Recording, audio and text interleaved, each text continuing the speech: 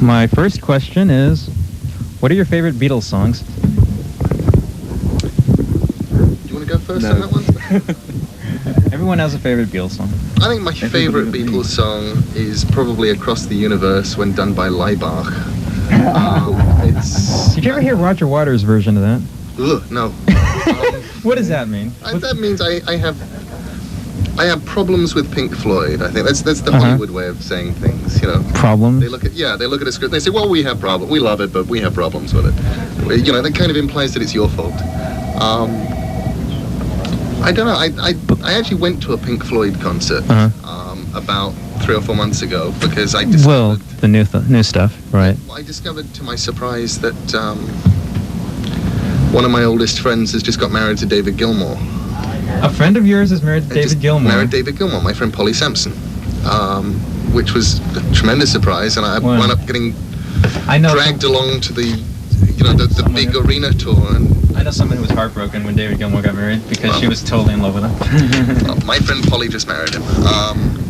But that was really, really odd. I got to go backstage at a Pink Floyd concert. Wow. It was a lot like if you're gonna, if you're too young to remember the Nuremberg rallies.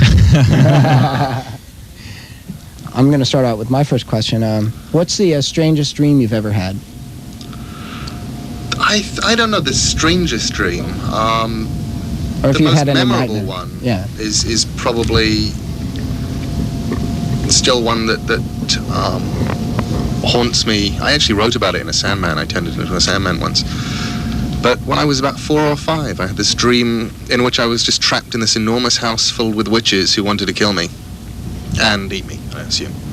And one witch was vaguely my friend, and it was filled with just running through this house, trying to escape, and eventually making it up onto the roof and thinking I was safe, and then the roof starting to tilt and give and being catapulted down and heading toward the ground and knowing that if I hit the ground, I was going to die.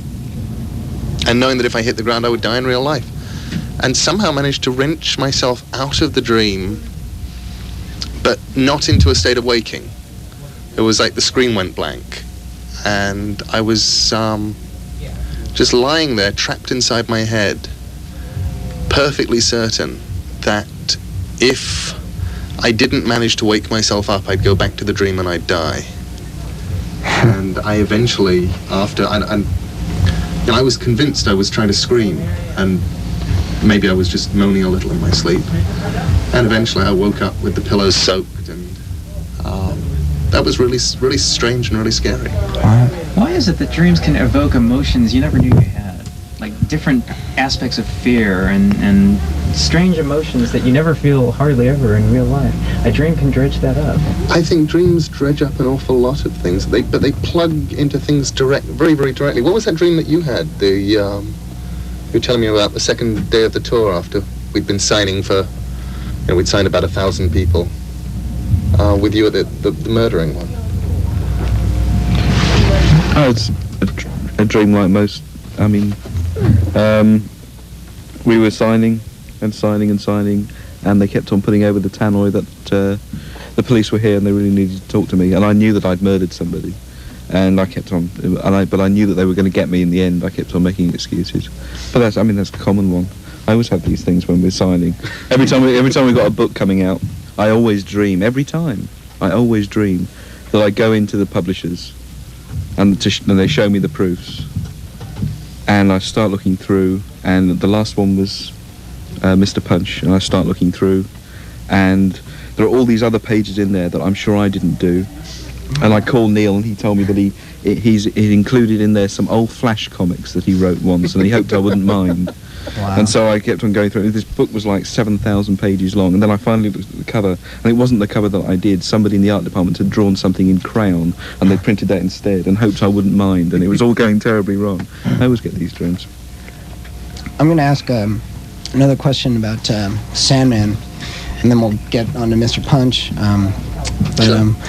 How does love interplay in the world of the endless? I know love doesn't start with a D and would therefore break the continuity, but well, love isn't quite desire.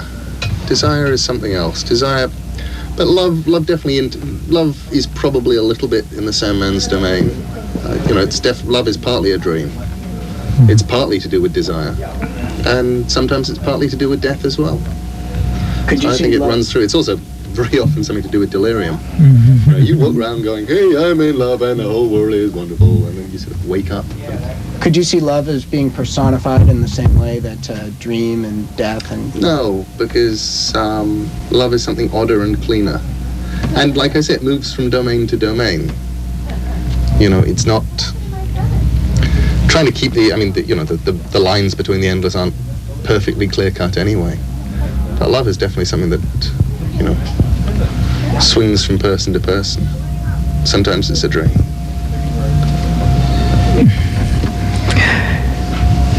It seems the one thing I've noticed about your work is your work seems to be, in all the things that you've done, is mostly about stories.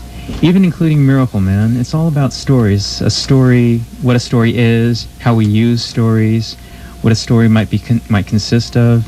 Do you see yourself primarily as a storyteller rather than a writer? Sure. Really?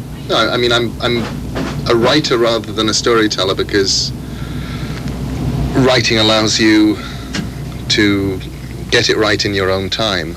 But I know it also allows you to reach a very, very large audience. But I love storytelling. Yeah, it seems the last book was World's End, which that was all about stories and relationships. Stories, the function of stories, how we use stories, maybe to explain ourselves and maybe hold ourselves together. Sure, and it was also an experiment with nesting stories. I mean, I like the way that World's End is a story within a story within a story within a story. Yes. And at one point, it's strongly implied that the framing sequence may actually be a story within one of the World's End stories. Perhaps what is this? What is the function of a story in our world today? I don't know. I don't necessarily think stories have functions any more than diamonds have functions or the sky has a function. Stories exist and they keep us sane, I think. We tell each other stories, we believe stories. I love watching the slow rise of the urban legend. They're the stories that we use to explain ourselves to ourselves. I think stories like art feed our conscience. If food feeds our need for, body survival. So is that the function of what art is then? Maybe a self. I think it's pretty obvious that humans, unlike any other thing on the planet, need art. I think it's actually a need art and stories. I think it's because we have a conscience. So without art is the thing that makes us human. Yes, perhaps. I know you read Cerebus. Stories are the things that allow us to persuade each other that we're human. I know you read Cerebus. What's your reaction to all stories are true? I think it is a statement of limited efficiency. I mean, in its own way, it is true. Yes, if one story is true, all stories are true. But how you get the truth from a story, and what truth is in what story, is a potential minefield. Yeah, variable. Yes, all stories carry with them some truth, but further than that, but that is not quite the same as saying all stories are true. The streets of Los Angeles are paved with gold. You said in Gnosis magazine that when Thessaly brung down the moon, that was an incredibly bad idea. Do you know how to do this? I mean, do you know how to bring down the moon and how? What I was trying to do there was look at the concept of drawing down the moon from. Sorry, I'm being intimidated by a microphone. From the viewpoint of contemporary Greek and Roman writers on the witches of Thessaly. Because there's a lot of stuff in Lucan, in Virgil, in Apuleius, about the witches of Thessaly, and they were terrified of them. And one of the things they kept accusing them of doing was drawing down the moon and drawing down the stars for their own ends, and taking the stars and the moon out of the sky and ordering the moon about. And I thought, and I liked the way that kind of plugged into the contemporary, calling down the moon for empowerment ceremonies. And I thought, there's a nice kind of... I wanted to see what the reaction of today's contemporary pagans and Wiccans would be when confronted with a Thessalian witch from, 400 BC. And the reaction from most of them was, ugh, we don't want to know that kind of thing. Now, how extensive are both of your knowledge of the occult? I mean, do you guys get yourself involved in any of that at all? Only by default. Dave doesn't at all. I tend to attract occulty people, occulty things, and occulty books.